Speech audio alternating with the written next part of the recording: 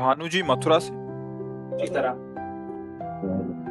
जय सीताराम महाराज जी, आपके चरणों में कोटि कोटि प्रणाम। महाराज जी, भगवान के नाम को किस तरह और कितना जपें जिससे शीघ्र ही स्वरूप बोध हो जाए? प्यास ऐसी हो जैसे कई दिनों से किसी को पानी ना पिलाया जाए और फिर रबड़ी रखी जाए उसके सामने, फिर उसके सामने 56 भोग रखे जाए, वो क्या करेगा? नहीं पिएगा।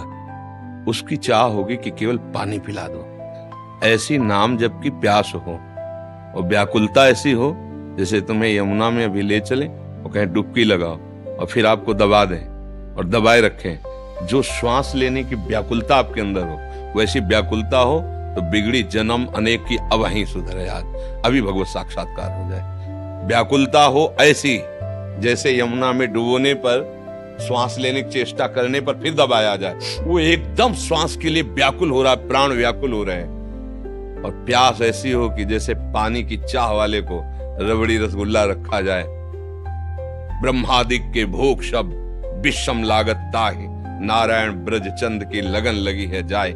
ऐसी तो चाह हो और ऐसी व्याकुलता हो कि दरस बिन दूखन लागे नयन। जब से तुम बिछुरे पिए प्यारे कबहु न पायो चैन। अभी हम चैन से सो रहे हैं, चैन से खा रहे हैं और हम भगवत प्राप्ति की बात कर रहे हैं। भगवत प्राप्ति का नारायण हरिभजन में ये पांचों न सुहात, विषय भोग, निद्रा, हंसी, जगत प्रीति, बहुबात। बस केवल अपने प्रभु का सुमिरन और उनसे मिलन की चाह। बस फिर आपको एक प्रश्न ही नहीं करना पड़ेगा कि कैसे तत्वबोध हो, कैसे प्रेम प्राप्त हो। समझ रहे हो बच्चा? महाराज जी, अशांति, भयंकर जलन अज्ञान के कारण या प्रारब्ध के कारण या फिर वर्तमान अपराध बन जाने के कारण होती है? सबका मूल अज्ञान ही है। वर्तमान का अपराध भी अज्ञान से ही होता है और पूर्व अपराध जो हुए हैं वो प्रारब्ध का नाम दिया जाता है, वो भी अज्ञान से हुई है। सबका मूल कारण दुख का, अशांति का, जलन का, क्लेश का, जन्म मरण का अज्ञान ही है। भगवान के चरणारविंद का आश्रय लेकर भगवान के प्रेमी जनों के द्वारा उनके श्रीमुख से निकले हुए वचनों को सुनकर उनकी आज्ञा के अनुसार जीवन हम अपना चलाए तो बहुत जल्दी हमें ज्ञान प्राप्त हो जाए, तो ये अज्ञान नष्ट हो जाए। अज्ञान नष्ट होते ही परम शांति की प्राप्ति हो जाती है। श्रद्धावान लभते ज्ञानम तत्परः संयतेन्द्रिया ज्ञानम लब्ध्वा पराम शांति। परम शांति कहाँ मिली? ज्ञानम लब्ध्वा पराम शांति मच्रेणादि गच्छति। भगवत प्रेमी महात्मा और शास्त्र, इनके जो वचन है उनके अनुसार जब हम जीवन यापन करते हैं, उनके अनुसार चलते हैं तो हमारा ज्ञान नष्ट हो जाता है। अज्ञान नष्ट होते ही जैसे अंधेरे में क्या है मुझे पता नहीं चल रहा, पर जब प्रकाश हुआ तो पता चल गया। जब पता चल गया तो ना भय रह गया, ना कोई जलन रह गई, ना कोई अशांति, परम शांति, परमानंद की अनुभूति हो गई। किसका प्रश्न था?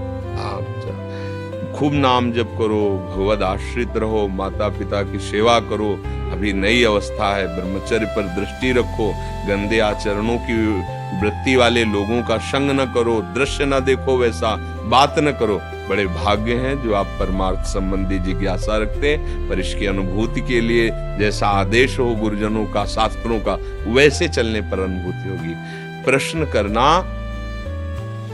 उतना लाभदायक नहीं होगा जितना आचरण में उतारना लाभदायक होगा। जैसे मानो आप प्रश्न तो पढ़ के भी कर सकते हो ना, किसी भी उद्देश्य से कर सकते हो। आप प्रश्न, शास्त्र अगर पढ़े लिखे हो तो शास्त्र पढ़ लो, आप उसका प्रश्न कर दो तो आपकी बड़ाई भी हो सकती है कि बहुत सुंदर आपने प्रश्न किया। पर वो आपको लाभ तभी मिलेगा जब आप अनुभूति में लाएं। प्रश्न करना और उत्तर दे देना ये दोनों बाहरी विषय है।